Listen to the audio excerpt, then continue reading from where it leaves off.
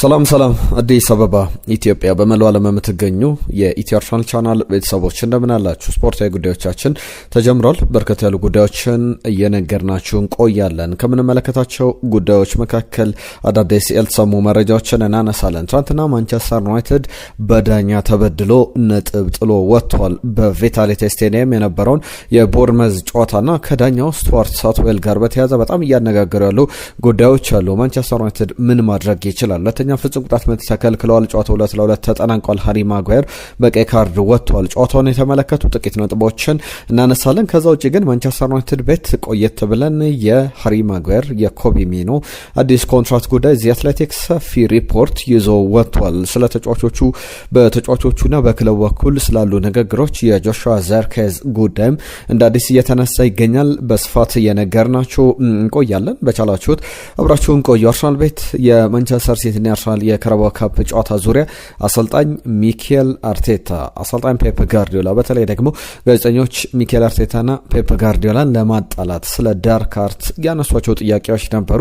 በአስገራሚ ሁኔታ ስለ አብሮነት ቆይታቸውም አሰልጣኝ ፔፕ ጋርዲዮላም ሁለቱም ያነሷቸው ዝርዝር መረጃዎች አሉ። በስፋት እየነገርናችሁ እንቆያለን። ከዛ ውጭ ግን አርሰናል ቤት የማክስ ዳውማና የሉዊስ ስኬሊ የእንግሊዝ ብሔራዊ ቡድን ጥሪ ጉዳይ ይነሳል። በእርግጥ በማንቸስተር ዩናይትድ ቤትም የተጠሩ ተጫዋቾች አሉ። ሃሪ ማጓየር፣ ኮቢ ሜኖ፣ ምናልባት ማይክል ካሪክን ማመስገን ያለባቸው ይመስላል። እሱ በመምጣቱ ወደ ብሔራዊ ቡድኑ ጥሪ ደርሷቸዋል ብለው መናገር ይቻላል። እነዚህ ከአርሰናል ጋር በተያያዘ የሚነሱ ናቸው። ዝውውሮችን ይዘናል በየክለቦቻቸው። አርሰናልም ማንቸስተር ዩናይትድን የተመለከቱ የዝውውር ጉዳዮች እናነሳለን። ከቸልሲ ጋርም በተያያዘ በተለይ ኤንዞ ፈርናንዴዝ ከሰሞኑ ወደ ቸልሲ መልበሻ ቤት ወደ ቸልሲ ባለቤቶች እንግዲህ ቦምቦችን እየወረወረ ይገኛል። አዳዲስ እየሰጣቸው ያሉ አሴቶች አሉ። ስለ ኤንዞ ማሬስካ ኤንዞ ፈርናንዴዝ የተናገረው ነገር በቸልሲ በኩል ደግሞ በቀጣይ ማንቸስተር ዩናይትድና ቸልሲ ሲጫወቱ የስትራስቡርግ ደጋፊዎች ጭምር የሚገኙበት ጨዋታ ነው ተብሏል። ለምንድን ነው እንነግራችኋለን። የቸልሲ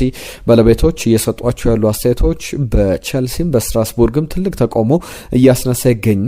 በሁለቱ ክለብ ባለቤቶች በኩል አንድ ባለቤት እንደሆነ ይታወቃል። ብዙ ሀሳቦች ይነሳሉ። የአርነ ስሎት ቆይታ፣ የሞሐመድ ሰላህ ጉዳይ በሊቨርፑል ቤት ይነሳል። ሌሎችም ያልሰማቸዋቸውን ጉዳዮች እናነሳለን። ቶትናምን ለመግጠም ወደ ለንደን የመጣው ዩሊያን አልቫሬዝን በተመለከተ ከሰሞኑ አነጋጋሪ ጉዳዮች በዝቷል። የአውሮፓ ቻምፒየንስ ሊግ ላይስ የእንግሊዝ ክለቦች ዘንድሮ 5 ክለቦች ነበር የተሳተፉት። ቀጣይ 5 ክለቦች ይኖራሉ። የዘንድሮ ከኒውካስል ዩናይትድ ጋር ሲጨመር 6 ክለቦች ነበሩ። ቶትናም ዩሮፓ ሊግን አሸንፎ ነበር የገባው። ስለዚህ 5 የቻምፒየንስ ሊግ ቦታዎች ነበሩ። ዘንድሮ ምን ያክል እድል አላቸው? እሱንም እንነግራችኋለን። ለሊቨርፑል፣ ለቸልሲ፣ ለማንቸስተር ዩናይትድ፣ ለአስቶን ቪላ በጣም ወሳኝ ቁጥሮችን እንመለከታለን። በተለይ በዚህ ሂደት ላይ የአርሰናልን ማስተዋጽኦ እንነግራችኋለን። ለሁሉም አብራችሁን ቆዩ። ሀሳብ አስተያየቶቻችሁን ደግሞ ጻፉልን። ብዙ ጥራት ያላቸውን አዳዲስ ያልተሰሙ መረጃዎችን ይዘን እየመጣን እንገኛለን። ነገር ግን ቪዲዮቻችን ብዙ ሰው ጋር እየደረሱ አይደለም። ሀሳብ አስተያየቶቻችሁን ጻፉልን። ቪዲዮቻችንን ላይክ አድርጋችሁ ጀምሩ። 3000-4000 ሰው ቪዲዮቻችንን ያህል፣ ነገር ግን ብዙ ሰው ላይክ አድርገው አይጀምርም። ላይክ አድርጋችሁ ጀምሩ። የእናንተ አንድ ላይክ ብዙ ሰው ጋር እንዲዳረስ ያግዘናል። የሳምንቱ መጨረሻ ጨዋታዎች ላይ ትናንትናም የላካችሁልን ግምቶች፣ አስተያየቶች፣ መልእክቶች አሉ።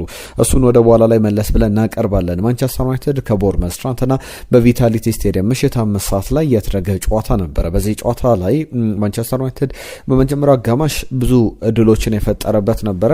የቀድሞ ቸልሲ ግብ ጠባቂ አሁን በቦርመዝ በቋሚ ግብ ጠባቂነት በተለይ ኬፓ አሪዛባላጋ ወደ አርሰናል ከሄደ በኋላ ቦርመዞች ያስፈረሙት ግብ ጠባቂ ፔትሮቪች በጣም ጥሩ ኳሶችን ሲያደና አምሽቷል። በመጀመሪያው አጋማሽም በሁለተኛው አጋማሽም ያንን ተመልክተናል።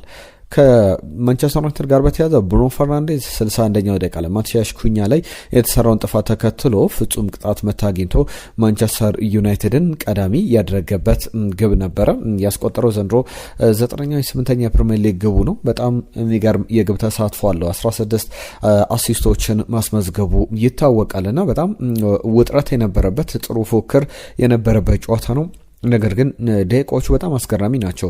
አሌክስ ሚኔዝ ማቲያስ ኩኛ ላይ ጥፋት ሰራ 59ኛው ደቂቃ ላይ፣ ብሩኖ ፈርናንዴዝ 61ኛው ደቂቃ ላይ ፍጹም ቅጣት ምቱን አስቆጠረ። አማድ ዲያሎ 67ኛው ደቂቃ ላይ በአድሪያን ትሩፌ ጥፋት ተሰራበት፣ አልቢትሩ ጥፋት አይደለም ብለው ነገሩን አለፉት። እንመለስበታለን። እዛው በዛው ሰከንድ 25 ሰከንድ ልዩነት ያ ኳስ ተመልሶ ገብቶ ወደ ማንቸስተር ዩናይትድ ግብ ክልል ሄዶ ግብ ተቆጠረ። ሪያን ክሪስቲ ግቧን አስቆጠረ። ማንቸስተር ዩናይትድ ከቦርመዝ በአንድ እኩል አቻ ውጤት ቀጠለ። ብሩኖ ፈርናንዴዝ ያሻማትን ኳስ ጄምስ ሂል አስቆጠረ። ኦውን ጎል ነበረ። 71ኛው ደቂቃ ላይ ሃሪ ማጓየር 78ኛው ደቂቃ ላይ በቀይ ካርድ ወጣ። ኤሊ ጁኒየር ክሩፒ ተቀይሮ ገብቶ ፍጹም ቅጣት ምት አስቆጠረ። 81ኛው ደቂቃ ላይ ጨዋታው በዚህ መንገድ የተጠናቀቀ ነበረ። ፍጹም ቅጣት ምቱን በተመለከተ አልቢትሩ በጣም እያወዛገቡ ይገኛሉ። ከዚህ በፊት አንድ ጨዋታ ላስታውሳችሁ። በያዝነው የውድድር ዘመን ማንቸስተር ዩናይትድ ከበርንሌይ ባቻ ውጤት የተጠናቀቀ ጨዋታ ነበር። በዛ ጨዋታ ላይ ሊሳንድሮ ማርቲኔዝ ግብ አስቆጠረ በርንሌይ ላይ። ነገር ግን እኚሁ አልቢትር ስቱዋርት አትዌል ኳሷን ሻሯት። በዳኞች ኮሚቴ በኩል KMI ወይም ደግሞ ኪ ማች ኢንሲደንት እየተባለ የፕሪሚየር ሊጉ አንድ ፓናል አለ ወይም እንደ ኮሚቴ ነውና ነገሩን ከተመለከተ በኋላ የሊሳንድሮ ማርቲኔዝ ግብ በፍጹም መሻር የለባትም ብሎ ወስኖ ነበር። አሁንም ያመድ ያለው ፍጹም ቅጣት ምት ኦልሞስት አይደንቲካል ነው ብሏል ማይክል ካሪክ ራሱ። እንዴት ነው የምንከለከለው የሚል አስተያየቱን ሲሰጥ ነበረ። ብሩኖ ፈርናንዴዝም ተመሳሳይ ነገሮችን አንስቷል። ማንቸስተር ዩናይትድ እንግዲህ በዳኛ ተበድለዋል ብላችሁ ታስባላችሁ? በትናንትና ጨዋታ ላይ እስቲ ሀሳብ አስተያየቶቻችሁን ጻፉልን። በጣም ለዳኞች ለአንድ ቡድን ሁለት ፍጹም ቅጣት ምት መስጠት ከባድ ሊሆን ይችላል። ነገር ግን ዳኛው ባይወስን እንኳን ለምንድነው ቪዲዮ አሲስታንት ሬፈሪ ያልወሰነው የሚል ጥያቄ አንስቷል። ማግኘት ነበረብንም ብሏል ብሩኖ ፈርናንዴዝ። ማይክል ካሪክም ተመሳሳይ ነገር አንስቷል ፍጹም ቅጣት ምቱን በተመለከተ። በቀጣይ የሚሰጡ ውሳኔዎች ሊኖሩ ባይችሉም ወይም ደግሞ እንደ አፍሪካ ዋንጫ ፕሪሚየር ሊጉ ላይ ውጤቱ ተቀልብሶ ለማንቸስተር ዩናይትድ 3 ነጥብ ባይሰጥም እንዴት ተመለከታችሁት እናንተ? በጨዋታው ላይ የአመድ ያሉ ኳስ ፍጹም ቅጣት ምት ያሰጣል ወይ? ከዛ በተጨማሪም እንዴት ነው በዳኛ ተበድሏል ብላችሁ ታስባላችሁ? ማንቸስተር ዩናይትድ ሃሪ ማጓየርም በቀይ ካርድ ከወጣ በኋላ በኢንስታግራም ገጹ ላይ በጣም ቀላል ንክኪ ነበረ፣ ነገር ግን እግር ኳስ እንዲሆናል ከዚህ በላይ ማድረግ ነበረብኝ፣ የበለጠ አዌር መሆን መገንዘብ ነበረብኝ የሚል ሀሳቡን አንስቷል። በዚህ ጨዋታ ዙሪያ የማቲያስ ኩኛን ጉዳይ ማንሳት የግድ ይለናል። በአሰልጣኝ ማይክል ካሪክ ወደ ማንቸስተር ዩናይትድ ሲመጣ ማቲያስ ኩናን በግራ መስመር ያጥቂ ቦታ ላይ ለመጠቀም ፍላጎት የለውም ነበረ። ያንን እናንተም በደንብ አስተውላችኋል። ለምሳሌ በዛ ጊዜ ማቲያስ ኩናን በዛ ቦታ ላይ ላለመጠቀም ጥረት ያደርግ እንደነበረ ይታወቃል።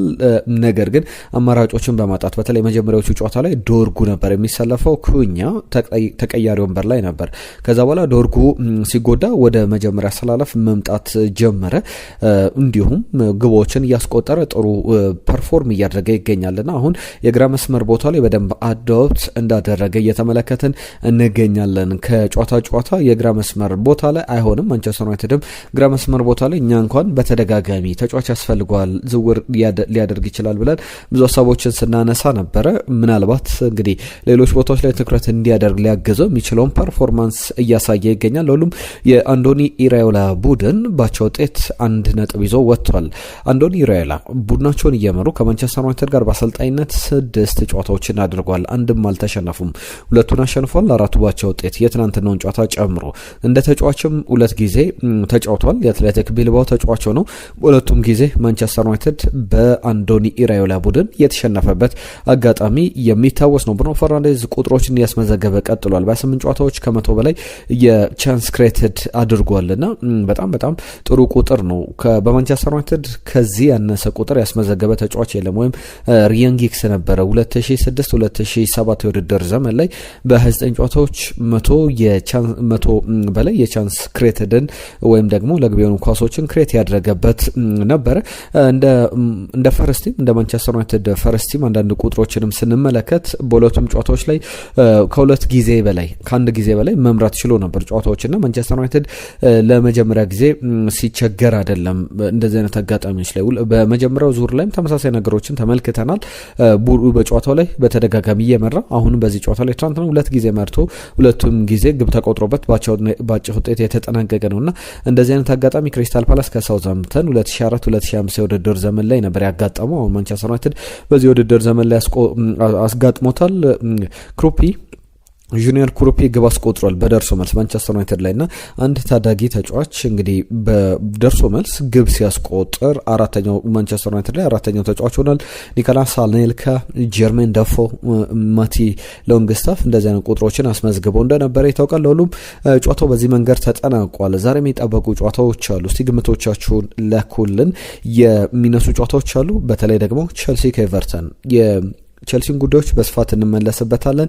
የኤቨርተንና የቼልሲ ጨዋታ ምሽት 2:30 ሲል የሚጀምር ጨዋታ ነው። በዚህ ጨዋታ ዙሪያ የሚነሱ ጥቂት ነጥቦች ይኖራሉ። የመጀመሪያው ዙር ጨዋታ ላይ የኤንዞ ማሬስካ ቡድን ነበረ ቡድኑን ፓልመርና ጉስቶ ባስቆጠሯቸው ግቦች 2-1 በሆነ ውጤት ያሸነፈበት 2-0 በሆነ ውጤት ያሸነፈበት ጨዋታ ነበረ። ባለፉት ጥቂት ጨዋታዎች ላይ ኤቨርተን ያሸነፈበት የቅርብ ጨዋታዎች የሉም። ቼልሲ ፍጹም የበላይነት አለው። ለመጨረሻ ጊዜ ከ5 ጨዋታዎች በፊት ወይም 2023 ላይ ቼልሲ 2-0 በኤቨርተን ዶኮሬና ዶቢ ባስቆጥሯቸው ግቦች 2-0 ተሸንፎ ነበር። ከዛ በኋላ 6-0፣ 0-0፣ 1-0 እና 2-0 የቼልሲና የኤቨርተን ጨዋታ ውጤቶች ናቸው። ዛሬ ምሽት 2 ሰዓት ላይ ጨዋታው ሲደረግ ስለ ስንት ይጠናቀቃል? ሀሳብ አስተያየቶቻችሁን ጻፉልን። ጨዋታውን በተመለከተ አስቀድሞ ደግሞ 9:30 ላይ ብራይተን ከሊቨርፑል ይጫወታል። አሰልጣኝ አርነ ስሎት ስለ ቆይታቸው ተጠይቀው ነበር። አዲስ ኮንትራት ይቀርብሎታል ላይ ተብለው ሲጠየቁ አንድ ጨዋታ ሳሸንፍ ስለ ኮንትራት ይወራል፣ አንድ ጨዋታ ሲሸነፍ ደግሞ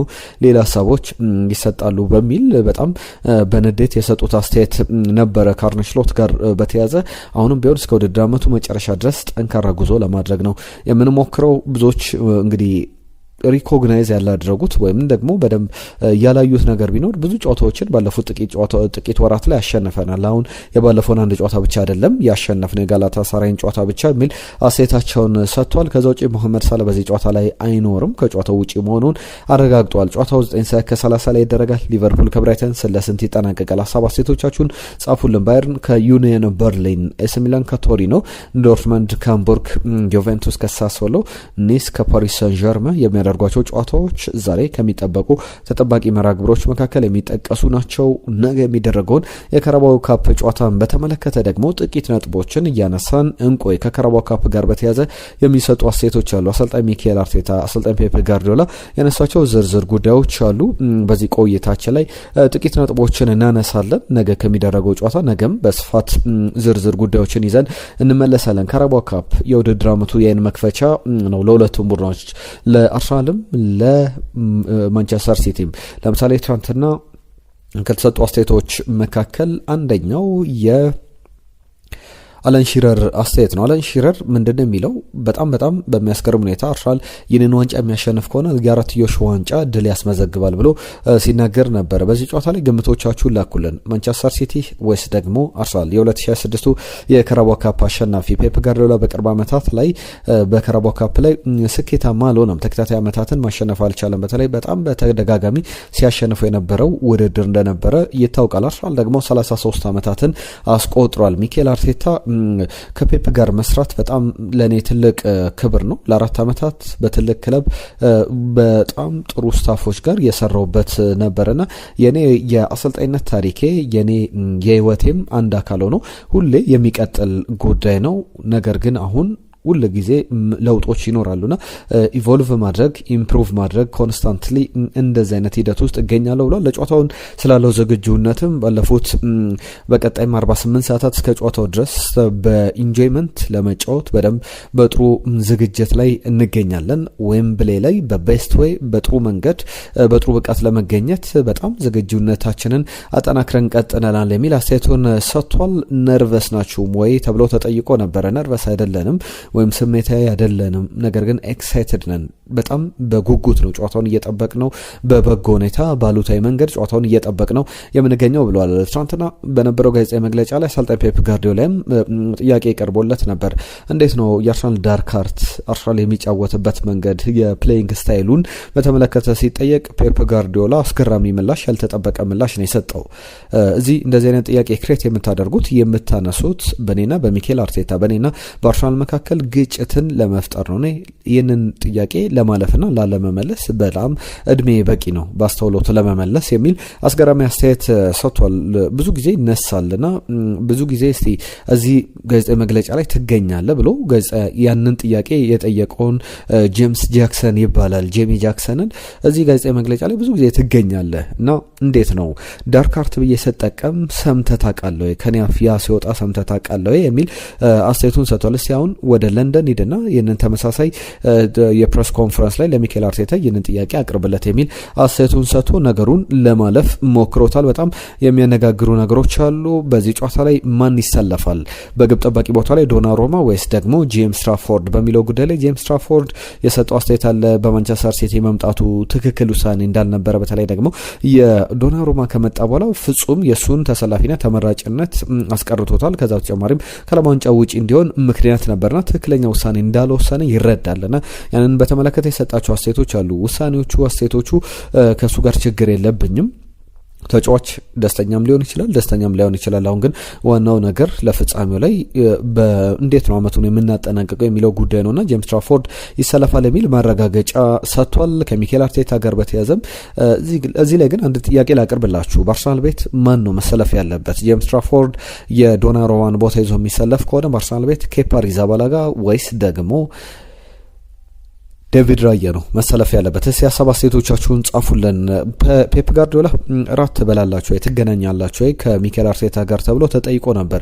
ወደ ለንደን ለመሄድ ጊዜ የለኝም፣ ሚኬል አርቴታም ለአራትዮሽ ዋንጫ እየተጫወተ ነው፣ ወደ ማንቸስተር ለመምጣት ጊዜ የለውም የሚል አስተያየቱን ሰጥቷል። እነዚህ ከአርሰናልና ከማንቸስተር ሲቲ ጋር የሚነሱ ዝርዝር ጉዳዮች ናቸው። እነዚህ ክለቦች ላይ ተጨማሪ ጉዳዮችን አነሳለሁ። ማንቸስተር ዩናይትድ ቤት ግን የሚነሱ ዝርዝር ጉዳዮች አሉ። ከነዚህ መካከል በዋነኝነት በአርሰናል ቤት ማንቸስተር ዩናይትድ ቤት የዓለም ዋንጫ ጥሪዎች ተሰምቷል። ሃሪ ማጉዌርና ኮቢ ሜኖ ወደ ብሔራዊ ቡድኑ ስብስብ የተካተቱ ናቸው። በዚህ ጉዳይ ላይ ግን ዚ አትሌቲክ ይዞት የወጣው በጣም አስገራሚ ዘገባ ተመልክቻለሁ። ዚ አትሌቲክ ላይ የተመለከትኩት ለሃሪ ማጉዌርም ለኮቢ ሜኖ ማንቸስተር ዩናይትድ አዲስ ውል አዘጋጅቷል። በቀጣይ የኢንተርናሽናል ብሬክ ወቅት ላይ በቀጣይ ሳምንት ከተጫዋቾቹ ጋር ቁጭ ብሎ ይደራደራል። የ33 ዓመቱ ሃሪ ማጉዌር ስንት ዓመት ሊቆይ ይችላል? እንዲሁም ደግሞ የዓመቱ አማካኝ ስፍራ ተጫዋች ኮቢ ሜኖንም በእንግሊዝ ብሔራዊ ቡድን ጥሪ ቀርቦላቸዋል። 35 ተጫዋቾች ሲጠሩ በእነዚህ ጉዳዮች ላይ የተነሱ ጉዳዮች አሉና ለኮቢ ሜኖ እስከ 2030 ድረስ የተሻሻለ ተርም ኮንትራክት እንደሚቀርብለትና ለሃሪ ማጉዌር ደግሞ አንድ ተጨማሪ ዓመት በማንቸስተር ዩናይትድ እንዲቆይ ከዛ በተጨማሪ አንድ ተጨማሪ ዓመት ደግሞ ማንቸስተር ዩናይትድ ውሉን የማራዘም መብት እንዲኖረው ያሉ አማራጮች እንደተቀመጡ የሚያሳዩ ዝርዝር ዘገባዎችን ተመልክተናልና በቀጣይም ይጠበቃል። ዩናይትድ ቤት የጆሹዋ ዜርኬዝ ጉዳይ ይነሳል። ወደ ሴሪያው መመለስ ይፈልጋል የሚሉ ዘገባዎች አሉ። በተለይ ደግሞ ማንቸስተር ዩናይትድ ፍላጎት የለውም። ተጫዋቹም ወደ ዩቬንቱስ፣ ኤሲ ሚላን ወይም አሊያም ናፖሊ መሄድ ይፈልጋልና እነዚህም ተጫዋቾች በጣም በክለቡ ዙሪያ በተጫዋቹም ዙሪያ በደንብ ጠንከር ያለ ስራዎችን እየሰሩ ይገኛሉ የሚሉ ጉዳዮችን ተመልክተናል። እነዚህ በዝርዝር የሚነሱ ጉዳዮች ናቸው። ከአውሮፓ ቻምፒየንስ ሊግ ኮኤፊሽንት ጋር በተያያዘ ምን እድል አለ የሚለውን ጉዳይ ላንሳላችሁ። በአውሮፓ ቻምፒየንስ ሊግ ላይ አርሰናል ነው እስካሁን ብዙ ኮኤፊሽንት በመሰብሰብ በጣም ጥሩ ሂደት ላይ የሚገኝ ወይም ደግሞ ለእንግሊዝ ክለቦች 34 ነጥብ በማምጣት ይታወቃል። ባየር ሙኒክ በጀርመን ክለቦች በኩል 32.75 ነጥቦችን አምጥቷል። ሪያል ማድሪድ በስፔን ክለቦች መካከል ቀዳሚ ነው 31። ለምሳሌ ማንቸስተር ሲቲ 22፣ ቸልሲ 23 ነጥቦችን እነ ሊቨርፑልም ከላይ የሚቀመጡ ናቸውና በተለይ የአርሰናል ጉዞ በጣም አስፈላጊ ነውና ኮኤፊሽንቱን በተመለከተ እንግሊዝ ክለቦች ዘንድሮስ 5ኛውን ደረጃ ይዘው የሚያጠናቀቁ ክለቦች ወደ አውሮፓ ቻምፒየንስ ሊግ መሳተፍ እድል ያገኛሉ የሚለው የሚጠበቅ ነውና በዚህ ሂደት ላይ ዚ አትሌቲክ ይዞት የወጣው በጣም ሰፊ ሪፖርት አለ። ከዚህ ሪፖርት ላይ አንድ ቁጥር ብቻ ላንሳላችሁ። በአውሮፓ ኮኤፊሽንት መሰረት እንግዲህ 24.79 በመቶ አግኝቷል። ማክሲመም ኮኤፊሽንት 30.57 በመቶ ነው እና በኮኤፊሽንት ደረጃ ደግሞ ከእንግሊዝ 9 ክለቦች መካከል 5ቱ ቀርተዋል። በስፔን 8 ክለቦች ወደ ውድድር የአውሮፓ ውድድሮች ዩሮፓ ሊግ፣ ቻምፒየንስ ሊግ፣ ኮንፈረንስ ሊግ ላይ ገብተው 6 ክለቦች ቀርተዋል። በእንግሊዝ ክለቦች መካከል 5፣ የጀርመን ክለቦች ከ7 3 ቀርተዋል። በፖርቹጋል በኩል ከ5 3፣ በጣሊያን ክለቦች መካከል ከ7 2 ክለቦች ብቻ የቀሩበት ነውና በዚህ ሂደት ላይ ግን የሚነሱ ጉዳዮች አሉ። ለምሳሌ አርሰናል አጠቃላይ ጥሩ ኮኤፊሽንት ሰብስቧል። በቀጣይ አርሰናል ስፖርቲንግ ሊዝበንን ጥሎ የሚያልፍ ከሆነ አምስተኛው የእንግሊዝ ቦታ የተረጋገጠ ይሆናል የሚሉ ዘገባዎችን እየተመለከትን እንገኛለን። ለሁሉም እነዚህ የሚነሱ ጉዳዮች ናቸው። ሌሎችም ሀሳቦችን እያነሳው ልቀጥል። ከዛ አስቀድሜ ግን ትናንትና የመጡ የናንተ መልእክቶች አሉ። እሱን ላስተናግድና ወደ ሌሎች ጉዳዮቻችን እናልፋለን። ተከተል ከሐዋሳ ድል ለማንቸስተር ዩናይትድ ብሎ ነበር። ዩናይትድ 2-1 ያሸንፋል ብሎ ነበር፣ አልተሳካም። ነጅብ ሰንግሮ ከናይሮቢ የቼልሲ ደጋፊ ነኝ እንኳን አብሮ አደረሰን ብሏል። ኢድ ሙባረክ ብሎናል። ማንቸስተር 2-1 ያሸንፋል ብሎ ግምቱን ልኮልን ነበር፣ አልተሳካም። ኦማር ሙስጠፋ ማንቸስተር ያሸንፋል፣ ሁለት አማካኝ ግድ ይላል፣ ባሌባና ጉማሬሽ ብሩኖ ጉማሬሽ መምጣት አለባቸው ብሎናል። ኢድ ሙባረክ ብሎናል። አሉ ከደቡብ አፍሪካ ማንቸስተር ዩናይትድ ቦርመዝን በሚያደርጉ ጨዋታ ቦርመዝ 2-0 ያሸንፋል። ማንቸስተር ዩናይትድ ከቦርመዝ 2-0 በዩናይትድ አሸናፊነት ይጠናቀቃል ብሎናል። አሌክሳንደር ሰለሞን ደማችን የዛሬ ጨዋታ ዩናይትድ 3 ቦርመዝ 1 ብሎን ነበረ፣ አልተሳካም። አጎስ ሰለሞን ኢድ ሙባረክ ብሎናል፣ እናመሰግናለን። ዮማሪያ ባሌባ እንዲሁም ደግሞ በጣም ጥቁር አልማዝ ነው ብሎናል። ጥሩ ተጫዋች ነው፣ 100% ወደ ማንቸስተር ዩናይትድ ይቀላቀላል የሚል ግምቱን ልኮልናል። ልጃኔ ከደቡብ አፍሪካ ማንቸስተር ዩናይትድ 3-1 ቦርመዝ ምን ያሸንፋል፣ የማንቸስተር ዩናይትድ ደጋፊ ነኝ ብሎናል። ራህመት አየለ ስለ ጻፍክል መልእክት ከልብ እናመሰግናለን። ብሩኖ ጉማሬሽ ለማንቸስተር ዩናይትድ እንጂ ለማድሪድ አይሆንም። ጌታ ከደቡብ አፍሪካ የጻፈልን መልእክት ነው። ዩናይትድ ያሸንፋል ብሎ ነበር። ኢድሪስ እንኳን አደረሰን የሚል መልእክቱን ልኮልናል። አህመድ ከጅቡቲ እንግዲህ ኢድ ሙባረክ ብሎናል፣ እናመሰግናለን። መከባበር በጣም ደስ ይላል ብሎናል፣ እናመሰግናለን ስለ ጻፍክልን መልእክት። አሸናፊ ከደቡብ አፍሪካ ለመላው እስልምና እምነት ተከታዮች በሙሉ ኢድ ሙባረክ ብሎናል። ከዛ በተጨማሪ ቦርመዝ ከማንቸስተር ዩናይትድ 2-2 ይጠናቀቃል። ብሪያን ምቤሙ አቋሙ ወርዷል ብሎናል። እንግዲህ በትክክል ግምቱን አስቀምጧልና ከልብ እናመሰግናለን። አሸናፊ ከደቡብ አፍሪካ ሀይ ቤስቶች እንዴት ናችሁ? ለመረጃችሁ እናመሰግናለን። የአርሰናል ተጫዋቾች ታኩየር ቶሚያሶን በተመለከተ የት እንደሚገኝ ብትገልጹልን ብሎናል። በአያክስ አምስተርዳም እየተጫወተ ይገኛል። ዩናይትድ 2-1 ይሸነፋል የሚል ግምቱን አስቀምጦ ነበር። ታሪኩ 2-2 ይጠናቀቃል ብሎ በትክክል ገምቶልናል። ታሪኩ ከደቡብ አፍሪካ በጣም ከልብ እናመሰግናለን። የዘውትር አድማጫችን ነው፣ አበረታቻችን ነው። ስለምታደምጠን ጊዜን ስለምትሰጠን ታሪኩ ከልብ እናመሰግናለን። አብታሙ ማንቸስተር ዩናይትድ ወደ ፉክክሩ ከመጣ በኋላ ፕሪሚየር ሊጉ ውበት አግኝቷል። በየሳምንቱ አዲስ ትዕይንት ማየት የፈለገ ማንቸስተር ዩናይትድን ማየት ይገባዋል ብሎናል። በጉጉት ስጠብቃችሁ ነበር ብሎናል። ከልብ እናመሰግናለን። ሀብታሙ ከአርባ ምንጭ ስለ ጻፍክልን መልእክት ፓማባይም ሌላኛው መልእክት የላከልን አድማጫችን ነው። ሁላችሁንም ስለሰጣችሁን አስተያየቶች፣ ስለጻፋችሁልን መልእክቶች ከልብ እናመሰግናለን። የተለያዩ ጉዳዮችን አንስተናል።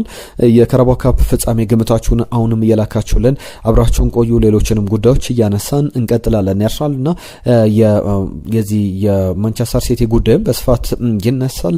ከዛ ውጭ ግን አንድ ሁለት ጉዳዮችን ላንሳ። ከእንግሊዝ ብሔራዊ ቡድን ጥሪ ጋር በተያያዘ የሚነሱ ጉዳዮች አሉ። ለምሳሌ አሰልጣኝ ቶማስ ቱሄል እኔ የፓረንታል ወይም ደግሞ የቤተሰብ የአባትነት ኃላፊነት አለብኝ ማክስ ዳውማንን ሉዊስ ስኬሊን በተመለከተ ማክስ ዳውማን ገና ታዳጊ ነው የሚል ሀሳብ ቸውን አንስተዋል። ነገር ግን በቀጣይ ጨዋታዎች ላይ ፐርፎርም የሚያደርግ ከሆነ ወደ ዓለም ዋንጫ ሊሄድ ይችላል። ስለሱ ብዙ አስተያየት ባልሰጥ ጥሩ ነው፣ ትኩረት እንዳይበዛበት፣ አይን እንዳይበዛበት የሚል አስተያየታቸውን ሰጥተዋል። ከሉዊስ ስኬሊ ጋር ለምሳሌ ባለፈው ዓመት የቻምፒየንስ ሊግ ጨዋታ ላይ በበርናባው እንዲሁም ደግሞ በዚህ በሪያል ማድሪድ ጨዋታ ላይ ስመለከተው እንዴት ያለ ልምድ እንደዚህ ሊጫወት ቻለ ብዬ ስገረም ነበር። አሁንም እሱንም በተመለከተ የአባትነት ባህሪ ያለኝ ወደ ዓለም ዋንጫ ሊሄድ የሚችልበት እድል እንዳለ ተናግሯል።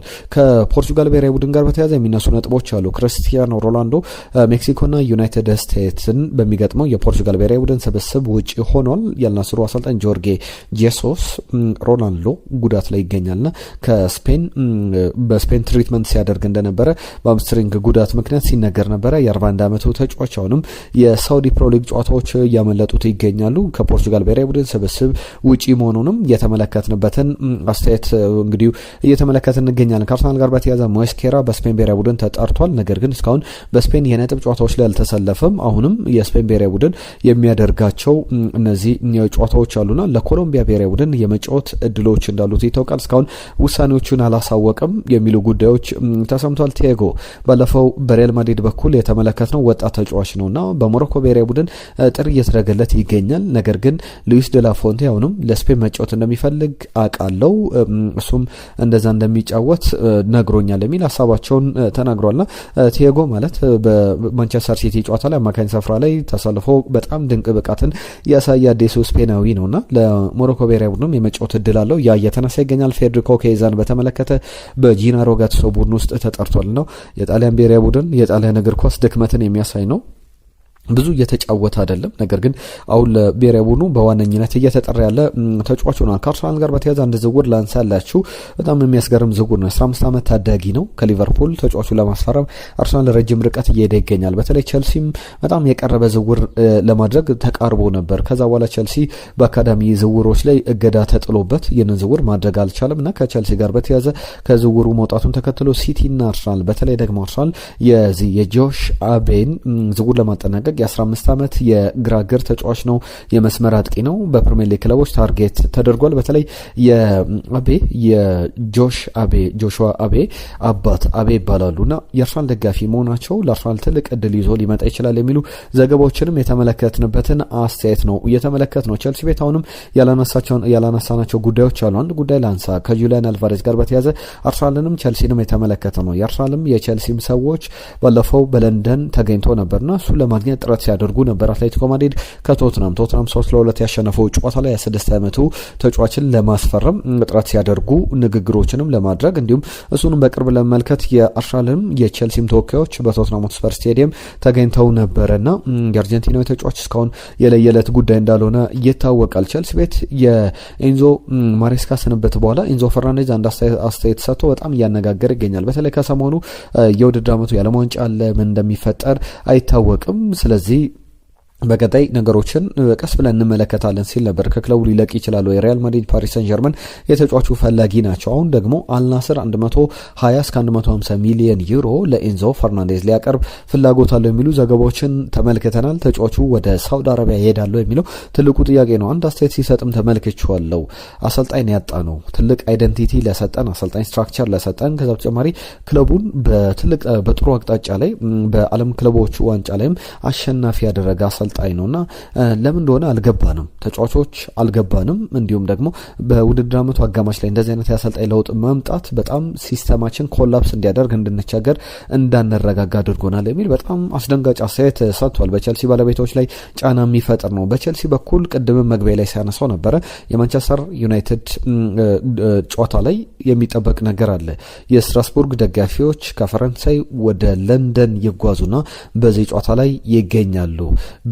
በዚህ የቸልሲ 90ስ አልትራ የሚባል አልትራ ቦይስ 90 የተባለ ሜምበሮች አሉ። እነዚህ በጣም አልትራ ደጋፊዎች ናቸው። የአልትራስ ደጋፊዎች ሆነው በደንብ በቸልሲ በኩል የስትራስቡርግም ደጋፊዎች ይገኙና የስትራስቡርግም አልትራስ ደጋፊዎች ኖት የፕሮጀክት ኤፍሲ ብለው የፕሮጀክት ክለብ ሳይሆን ለዋንጫ የሚጫወቱ ቡድኖች ናቸው፣ ትልልቅ እሴት ያላቸው ክለቦች ናቸውና በሚል ብሉኮን ለመቃወም ጥረት እያደረጉ ይገኛሉ። እንደሚታወቀው ሁለቱም በስትራስቡርግ በኩልም የቸልሲን ባለቤቶች ለረጅም ጊዜ ሲቃወሙ ነበር። አሁን የቸልሲን በኩል እድገት እያመጣ አይደለም። ብዙ ወጣት ተጫዋቾችን ብቻ የሚያስፈርም ለዋንጫ ማፎካከር ሳይሆን አላማው ለምሳሌ በቅርብ ቀናት ላይ አንድ ቪዲዮ ሲሰራጭ ነበረ። ይህ ቪዲዮ ላይ የቸልሲ አንደኛው ባለቤት ኦነር በሄዳድ በግባ ላይ ተገኝተው ነበርና አንድ ሲስተም ለመገንባት እየሞከርን እንገኛለን፣ እየገነባንም እንገኛለን። ወጣት ተጫዋቾችን በጊዜ እናስፈርማለን፣ ረጅም ዓመታት ኮንትራት እንሰጣቸዋለን። ከዛ በተጨማሪ በእኛ ባሉ ክለቦች ኔትወርክ ስር እናስገባቸዋለን። ትልቅ ቫሊዩ ሲደርሳቸው ወይም ደግሞ ዋጋቸው ከፍ ሲል እንሸጣቸዋለን። ይህንን ሞዴል እንግዲህ በዚህ ሞዴል ውስጥ እንቀጥላለን። መጀመሪያ ዋንጫ ለማምጣት አይደለም ጥረታችን። በዚህ መሀል ዋንጫ ከመጣ ሰየው ነው፣ ጥሩ ነው። ነገር ግን ሰስቴናቢሊቲ፣ ትርፍ፣ ፕሮፊት መጀመሪያ ቅድም የሚሰጠው ጉዳይ ነው። የብራይተንን ሞዴል ነው የምንከተለው ብሏል። ቸልሲ እንግዲህ እንደ ባርሰሎና እንደ ሪያል ማድሪድ ይሆናል ሲባል እንደ ብራይተን መንገዱን እየተከተለ ይገኛል። በጣም እያወዛገበ እያነጋገረ ያለ ጉዳይ ነው። የቸልሲ ደጋፊዎች ሲነስማችሁ ሀሳብ አስተያየቶቻችሁን በዚህ ጉዳይ ላይ ጻፉልን። በጣም ዝርዝር ጉዳዮች የተነሱበት ነውና በቀጣይም ይጠበቃል። የመሐመድ ሳላ ጉዳይ በሊቨርፑል በኩል ይቆያል አይቆይም፣ የ33 ዓመቱ ተጫዋች እስካሁን ውሳኔ ላይ እንዳልደረሰ የሚያሳዩ ጉዳዮች አሉ። ለሁሉም ክብራትና ክብሯን ለአብሮነታችሁ ለሰጣችሁን ጊዜ ከልብ እናመሰግናለን። ሀሳብ አስተያየቶቻችሁን አሁንም እንቀበላለን። ጻፉልን ባነሳናቸው ጉዳዮች ላይ እንዲሁም ከቨር እንድናደርጋቸው፣ እንድናነሳቸው፣ እንድንሸፍናቸው የምንፈልጓቸው ጉዳዮች ካሉ ጻፉልን። መልእክቶቻችሁን እንጠብቃለን። በየዕለቱ አዳዲስ ጉዳዮችን ይዘን እየመጣ እንገኛለን። ለሁሉም የዛሬን እዚህ ላይ ያበቃን። ጤና ይስጥልን። መልካም ቀን ይሆንላችሁ።